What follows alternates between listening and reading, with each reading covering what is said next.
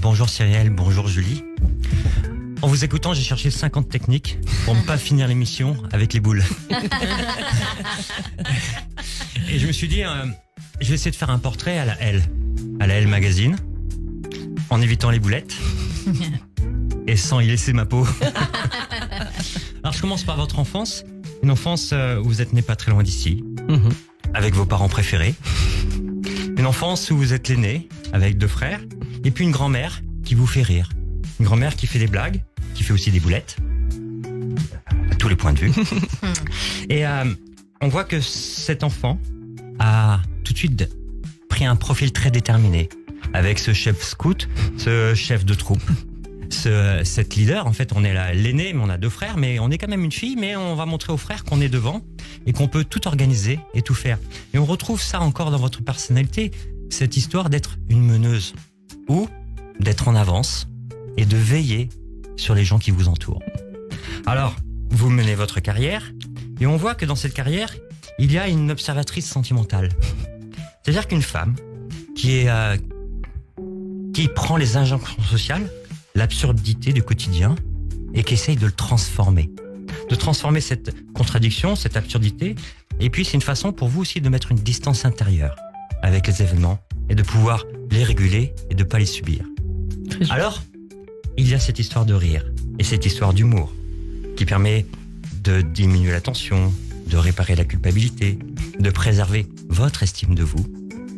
Et vous nous présentez un humour qui est en fait sécure, qui avec cette notion de partage, cette notion de joie, avec les bienfaits du rire, avec cette recette qu'il faut rire plusieurs fois par jour.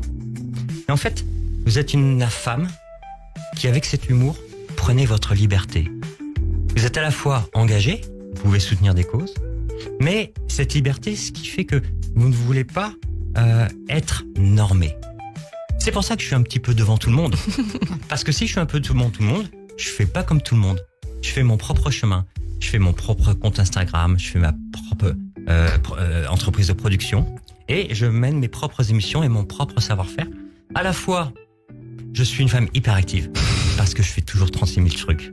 Vous allez même écrire une biographie, donc on vient de l'apprendre. Mais une touche à tout, qui fait tout, mais qui n'est pas dans les normes.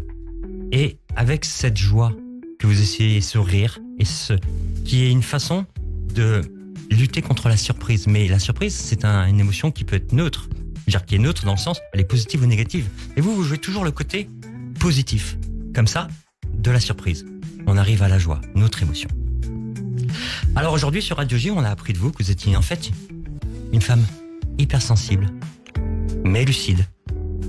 Une femme qui est empathique et qui est du coup sensible à la vulnérabilité des autres. Une femme créative, mais qui rebondit avec le rire. Une anti-perfectionniste, je dirais, parce qu'on n'aime pas les normes et on n'aime pas que ça soit bien fait, parce qu'on est dans la dérision et on veut accepter les choses telles qu'elles sont. Et c'est important parce que derrière, il y a la notion de lâcher prise, comme vous nous l'avez dit. Lâcher prise, c'est justement cet anti-perfectionnalisme qui fait que on s'accepte tel qu'on est et on continue d'avancer. Alors, vous essayez de nous guérir, en fait, contre la déprime. Guérir. Contre cette déprime saisonnière, en fait. Avec ce livre, autour des fêtes de Noël, où beaucoup d'entre nous peuvent être tristes et peuvent avoir un coup de blues ou se sentir différents. Alors, pour en finir avec les boules et cette déprime saisonnière, vous nous présentez les boules de rire.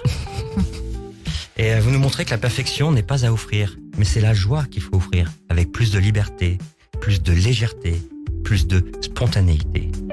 Alors merci pour ce calendrier de l'Avent. Et pour profiter, et nous profitons chaque jour de vos pépites, et pour nous faire garder une âme d'enfant. Merci beaucoup c'est Christian trop beau. Richaud, notre psychanalyste que l'on retrouve Magnifique, 2 fois par semaine sur cette antenne. Fidèle à vous.